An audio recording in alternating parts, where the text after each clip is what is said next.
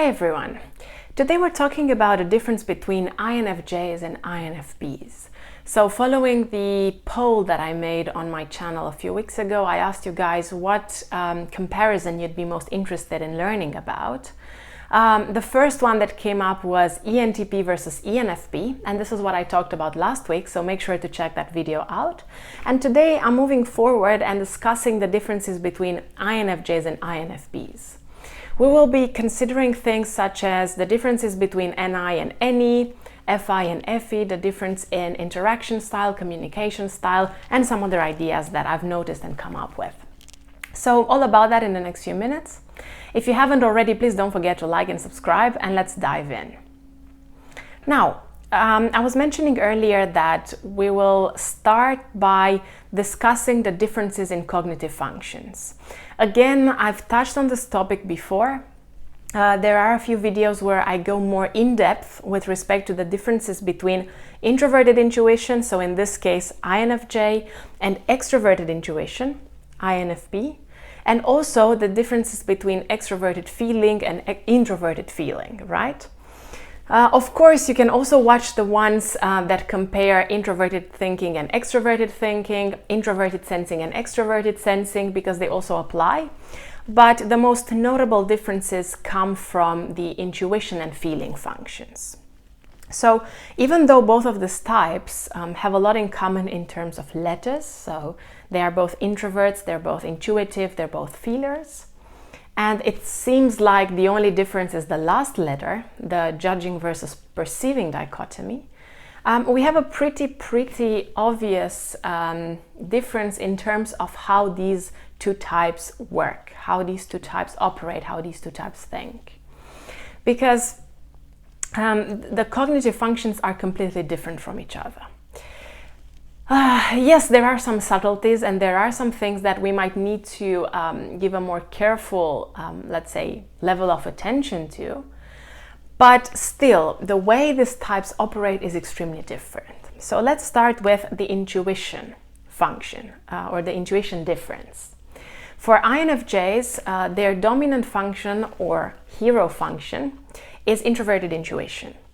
Whereas for INFPs, they do not lead with intuition, they lead with feeling. So intuition only comes second as their parent or auxiliary function, also called extroverted intuition. In the case of INFJs and their introverted intuition, you will see a very notable difference compared to extroverted intuitive types, especially in the way they communicate. And this is a reflection also of the way that they think. Because introverted intuitive types are far more likely to be interested in pulling together concepts and ideas. I like to refer to this as kind of cleaning the chaos of ideas and concepts, because introverted intuition is the one that looks at different perspectives or different ideas and kind of brings them together in order to create a unified theory. That's why INFJs are more direct in their communication style. But attention here, I don't mean direct as in brutal or extremely straightforward, but direct in the sense that they tend to have shorter answers to questions or to answer the question more directly rather than giving a lot of detail and a lot of context. On the other hand, INFPs and their extroverted intuition parent function is more likely to disperse ideas, because NE types are much more interested in looking at something from many different perspectives and continuously coming up with new ideas, creative ideas, brainstorming, opening up possibilities. That's why when you tell something to NE type, so all of the NPs, INFP included, they will be interested to say, okay, this is what you're telling me. Now, how can I separate this into many different other possible interpretations? And that's why in their communication style, INFPs will be much more informative. They will give more context. They will tend to give longer answers to questions. And sometimes it will feel like they're not able to follow the red thread of the conversation. But that's not necessarily the case. It might just be that they feel the need to give you more information to be sure that you have all of the information that you need. And they will also continuously try to find new possible interpretations, new possible ideas, new possible ways of looking at things. So this is one difference, and I would like to reference Dario Nardi's book here, Neuroscience of Personality. If you haven't read it, make sure to check it out. It's very interesting. And what Dario said about the difference between how the brain works for these two types is that for introverted intuitive types, especially INFJ and INTJ, who have this as a dominant function, the brain seems to work with a synergistic approach. So when they are faced with a novel problem, or they will have to think of a novel solution, especially in the world of ideas, their brain will somehow, or at least the neocortex, the outer part of the brain, will somehow work together. Exactly a mirroring of the idea that I mentioned earlier, that this function draws the ideas together, cleans the ideas. That's how the brain will create this unified motion to be able to sustain that unified theory or that unified response. And this is why introverted intuitive types are much better at big picture stuff. So INFJs in this case, they're better at big picture stuff, and they're not so good at specializing or going into a lot of detail about something. They are generalists rather than specialists. And this is something I always say about myself as well. I find it difficult to focus on something, to choose like one concept or one field and like dive very deep into that and focus only on that. It's as if my brain cannot feel satisfied if it cannot connect to other different ideas or perspectives, so that I make sure the big picture is kind of working synergistically together. So I'm much more comfortable in a generalist role rather than in a specialist role. And this happened at my previous job when I was working in human resources.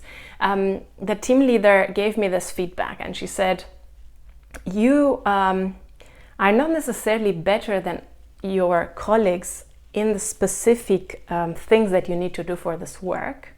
You're just better at connecting all of them together and making sure the big picture works. And I think that sums up very well how introverted intuition operates and how INFJs together with the other NJ types work.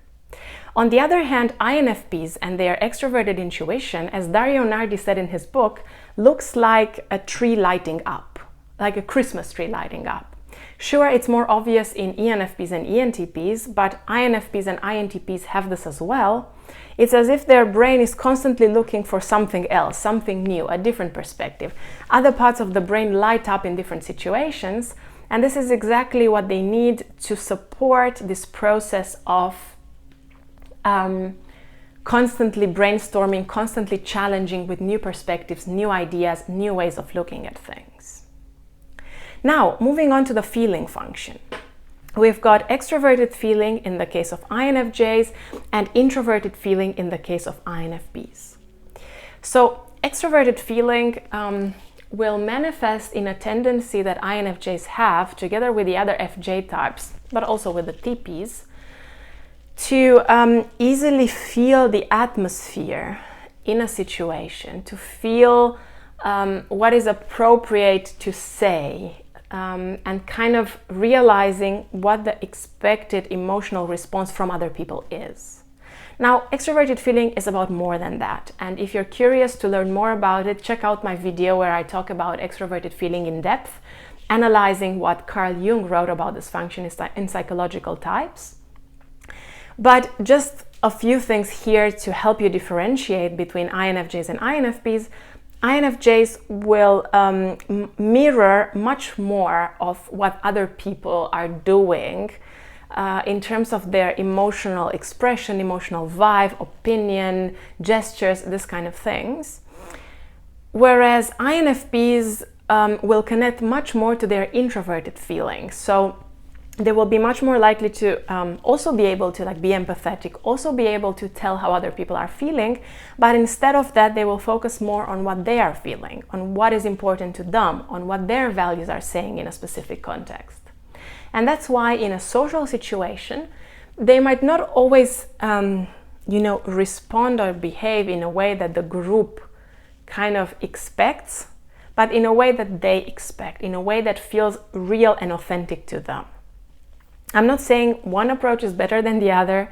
I think all types have the same potential of good or bad. It's just a matter of how developed and how mature each individual is. But what FE, so extroverted feeling, is better at is understanding how people feel in the moment and being a little bit more flexible with respect to how to act in a situation to kind of fit the mood. But extroverted feeling will not be so good at staying true to oneself, because it might lose itself in what other people need, in what other people want, in what is important to others. And FJs might struggle with boundaries. Quite often this is the problem. FI, so introverted feeling, INFPs, are much better at knowing what is their feeling, what is their value, and not confusing them so much with the values of others, which can make them more likely to be authentic. Of course, authenticity is a general term, and I know people sometimes have different opinions on what it means, but what I mean here is that they will just find it easier to be themselves in a way, or not have to think so much of what is the desired response or outcome. And this can feel kind of liberating, right? But on the other hand, they might be a little bit more inflexible than FE types, because they are resisting certain, changes or certain different values that other people might have, especially if those values are very different than their own. So in that sense, they might be a little bit more conflictual. I've noticed that in relationships where you've got two FE types, there's usually less conflict, whereas in relationships where you've got two FI types, there tends to be more conflict. I'm not saying this is good or bad again, because it's good to not have conflict because it's nice, but sometimes avoiding conflict will lead to bigger problems. So again, you have to look at both sides of the story. Okay, so we've talked about intuition and we've talked about feeling. The last topic that I want to touch on is interaction styles. INFJs are finishers or chart the course types, whereas INFPs are behind the scenes types. This will be a pretty notable difference because it will affect the way that these types communicate. INFJs will be more direct, INFPs will be more informative. This is something I mentioned earlier. On the other hand, INFJs being finishers will be much more likely to focus on finishing the things that they started, making sure that the projects that they care about, the things that they want to happen, and kind of following through, and kind of also checking on whether other people are following through. Whereas INFPs, being behind the scenes types, might not always focus so much on the result, but they will be more focused on feeding information or ideas or whatever, and knowing deep down that if they continue doing it, this will pay off in the long run. Or gathering more information, or saying more things, or doing more things. This is what I like to imagine as planting seeds. I know that the more seeds I plant, the better it will be. So this is a little bit of a difference in terms of how they work and how they interact with the things that they have to do. Of course, in terms of temperaments, both of these types are NF types, so idealists. So I'm not gonna discuss this one here because this is not a difference between the two. Okay, so these are my thoughts and my observations on the differences between INFJs and INFPs. Did you notice anything else? Is there anything else that you'd like to add? If yes, please feel free to leave a comment below. I'd be interested to hear your thoughts out. And also, I mentioned this last week as well, I'm offering coaching sessions one-on-one online using Zoom or Google Meets.